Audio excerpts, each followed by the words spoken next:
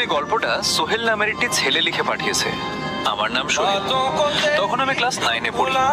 স্কুলে যাওয়ার প্রতি আমার তেমন একটা টান ছিল না, প্রায়শই স্কুল কামাই করতাম। কিন্তু একদিন হঠাৎ করে ক্লাসের অহনা নামের একটা মেয়ের দিকে আমার চোখ গেল, আর ঠিক প্রথম দেখাতেই আমি তার প্রেমে পড়ে গেলাম। সামনাসামনি গিয়ে নিজের মনের কথা বলার মতো সাহস তখন আমার ছিল না, তাই অনেক ভেবেচিন্তে আমার একটা বন্ধুকে মাধ্যম বানিয়ে অহনার কাছে আমার ভালো লাগার বার্তা পাঠালাম। ভাগ্য ভালো ছিল, কারণ এরপর থেকে আস্তে আস্তে আমাদের দুজনের মধ্যে কথাবার্তা শুরু হলো। আমাদের গ্রাম থেকে ওদের গ্রামটা কিছুটা দূরে ছিল, তাও আমাদের যোগাযোগের মাঝে দূরত্ব কখনো বাধা হয়ে দাঁড়ায়নি। দেখতে দেখতে একটা বছর কেটে গেল এবং আমরা ক্লাস 10-এ উঠলাম।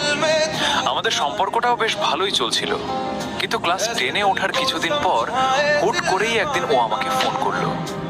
ফোনের ওপাশ থেকে ও অত্যন্ত মন খারাপ করে বলল, আমার মা আমাদের সব কথা জেনে গেছে, আমার পক্ষে এই সম্পর্কটা আর রাখা সম্ভব নয়।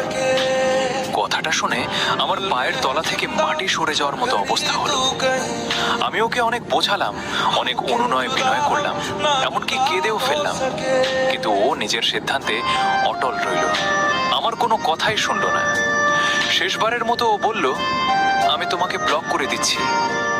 এরপর আর কোনোদিন ওর সাথে আমার কথা হয়নি, দেখাও হয়নি। এভাবেই খুব হুট করে কোনো কিছু বুঝে ওঠার আগেই আমার প্রথম প্রেমটা চিরকালের মতো শেষ হয়ে গেল। প্রথম প্রেম হয়তো সবার জীবনে পূর্ণতা পায় না, তবে তা মানুষকে ভেতর থেকে পরিপক্ক করে তোলে। জীবনের কিছু অধ্যায় অসমাপ্ত থেকে গেলেও সেখান থেকে পাওয়া শিক্ষা আর স্মৃতিগুলো আমাদের ভবিষ্যতে আরো শক্তিশালী ও সুন্দর মানুষ হিসেবে গড়ে উঠতে সাহায্য করে। আর হ্যাঁ, তোমাদের জীবনের যদি কোনো গল্প থাকে আমায় ডিএম করতে পারো।